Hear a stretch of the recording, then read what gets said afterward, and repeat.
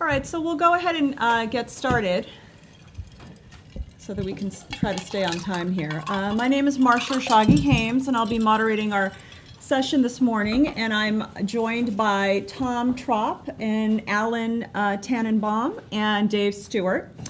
And the focus of this session today is going to be around going beyond the hotline and really trying to cultivate and promote more of an open reporting culture. I think all of us have a lot of experience in both building strategies and advising organizations in this area, but I think what would be really helpful is if we can get started a little bit to understand more around what you are all experiencing in this area. I mean, one of the things we see in terms of the trends is that a lot of times there's this discussion around, well, what is potentially preventing our workforce, our employees, our global organizations, what's holding them back in terms of their comfort levels and raising concerns and speaking up? So I'm very, very curious, in the organizations that you live in, that you design programs around, or that you are perhaps an employee of, what do you think is the biggest reason why employees do not speak up? One of the first questions I'll ask is, do you think that the contributing factor is fear? And you can just show me with your hands. Do you think fear is a big factor that contributes to employees not feeling comfortable speaking up? Okay. How about the concept of fear of retaliation? So not just fear, but fear of retaliation. Okay. So escalating a concern, raising perhaps maybe what may have been observed. Fear and retaliation are definitely going to be the top trends that we typically hear about, we typically perceive are inhibiting employees from taking action.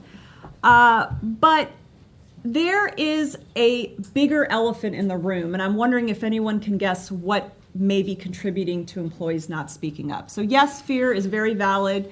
And yes, maybe a perception that they will be retaliated against is important. Yes? That there won't be any corrective action.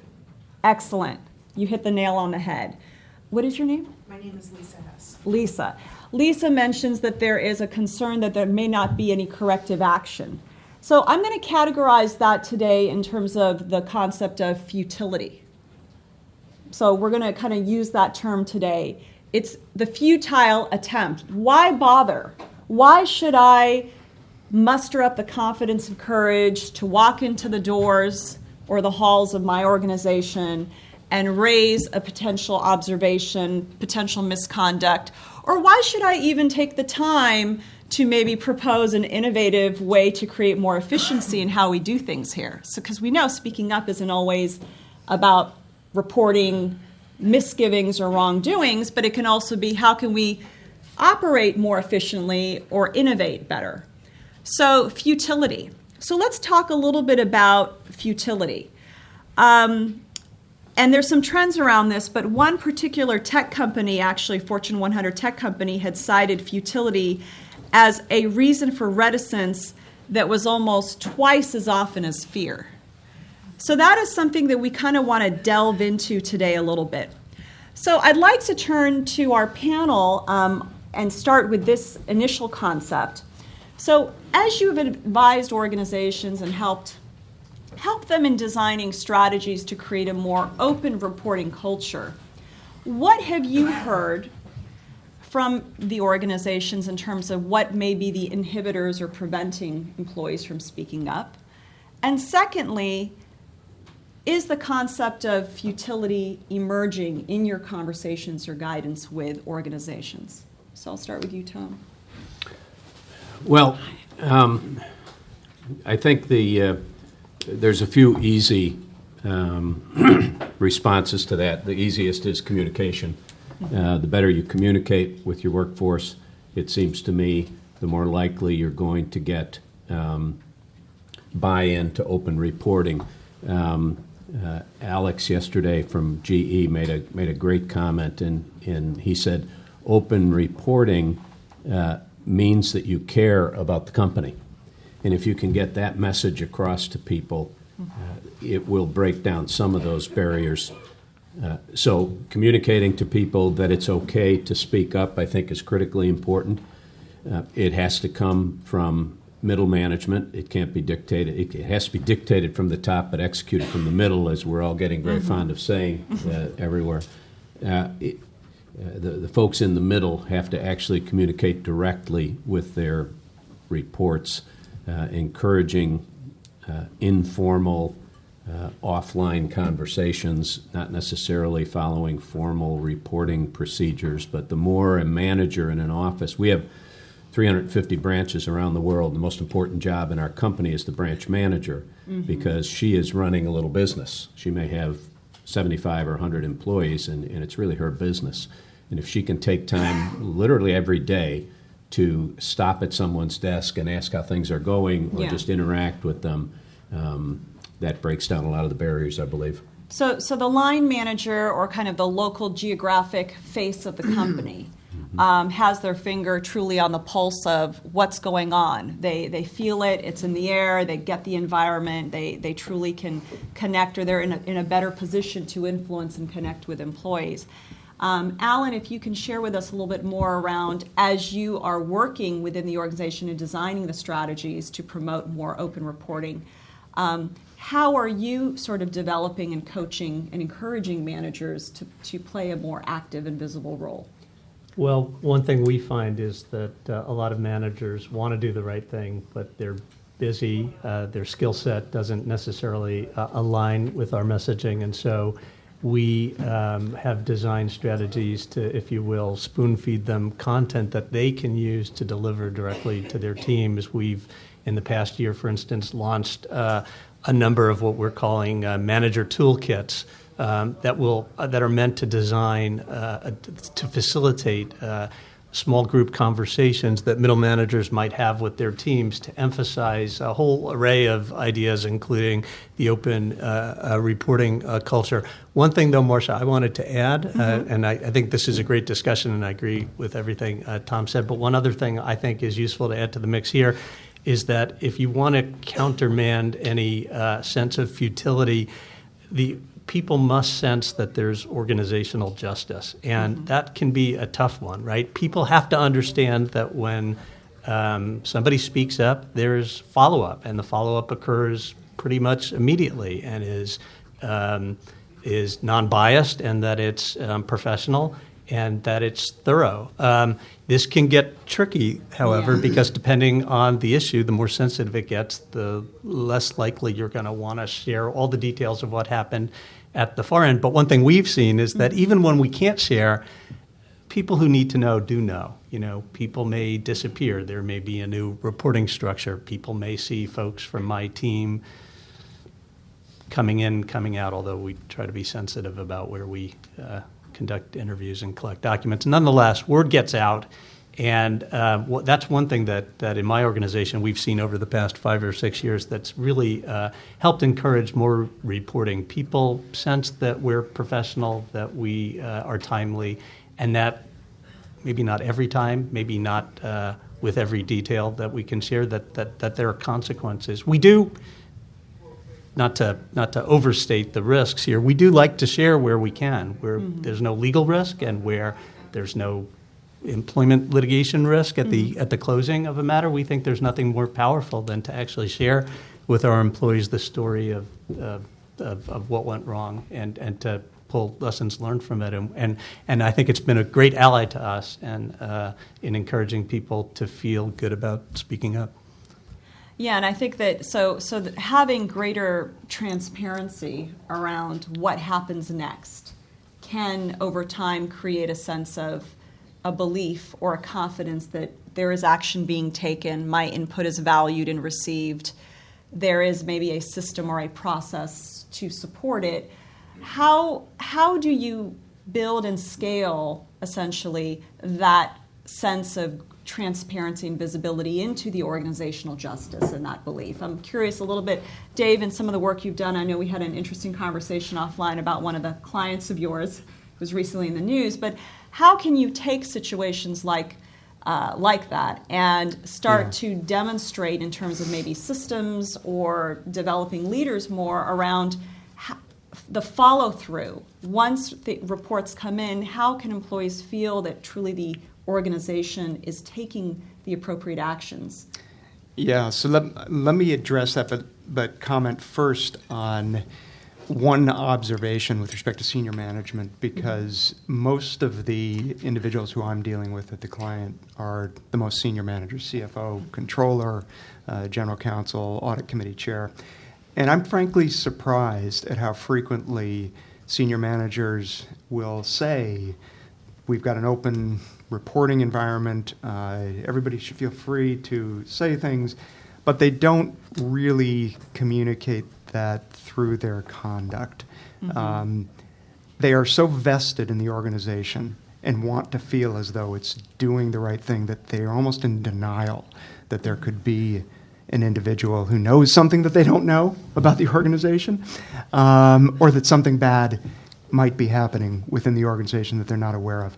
And so I think communicating to senior management the value in having individuals speak up and speak up frequently, not with frivolous complaints, but if they've got a concern, in the same way that they would communicate about an operational issue, they should be speaking about compliance issues.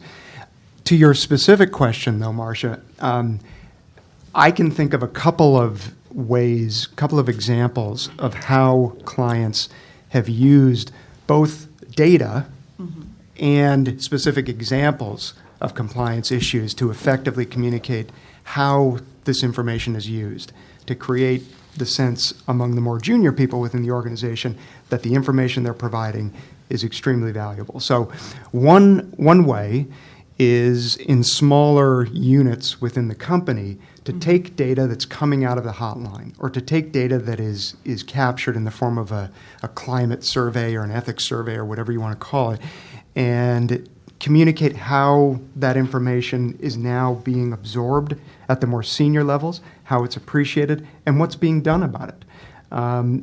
I think that if you communicate that in smaller groups, in chunks that are relevant to those specific units, they're more likely to absorb it and say, I can see how this information is valuable. And then the second thing, just to follow up on what Alan said, is to take not hypotheticals, but real life examples of either compliance issues that have resulted in identifying a more systemic problem that's been corrected, where new controls have been implemented, or where a new program has been initiated, so that they can see the real benefits of reporting and how that leads to change within the organization. And I think it's very helpful because the connecting the dots, it's interesting. On the back end, you can make these investments around, we're going to have a hotline, we're going to develop a process to follow up, maybe at the senior leadership level, providing the data and the reports on the activities taking place. But then you have this workforce that may not be seeing or able to connect the dots locally. Who do you think should be accountable, or who should be empowered or be in the position to help connect those dots so that employees understand, beyond, let's say, receiving or trying to interpret a report? Who do you all think should be really in a position to help connect those dots for employees? I mean, I think it's if you're talking about, let's just say, the finance group within a particular division. I mean, I think you want the chief financial officer or the finance director or whoever it is, whoever's in the most senior position, communicating to a group of employees who that leader communicates with on a regular basis and may meet with in the context of an organizational meeting, to be communicating how important it is to him or her that this information has been absorbed and what it's being used for. Yeah, I think that, David,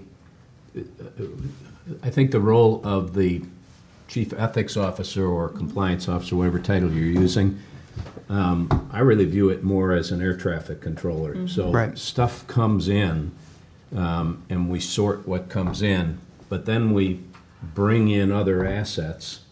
So if it's a complaint about a particular division and a region and a branch, let's get that branch manager involved, or at least the regional manager, to begin triaging the thing and decide what's going on. You can't.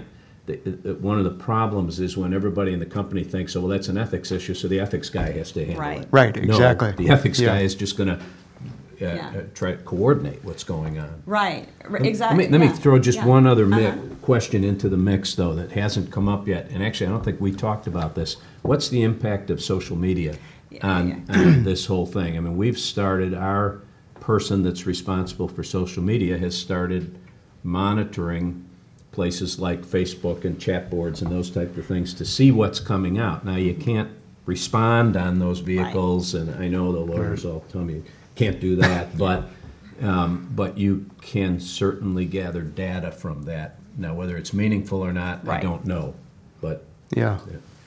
I mean, putting aside my legal view on that, my view is always that whether there's a basis for that information or not, it's relevant to the perception of the organization, and that is all useful information to both management and the compliance function. And I think there's a place for absorbing that and processing it and determining whether, if there isn't an underlying operational or compliance issue, you have a perception issue. Yeah, so you've tapped into something which is where perception becomes a person's reality. It becomes their fact. And a lot of how employees are receiving or understanding or perceiving information is the lines are really fused or blurred today between what we do in our personal lives and our professional lives and how we're communicating and sharing information.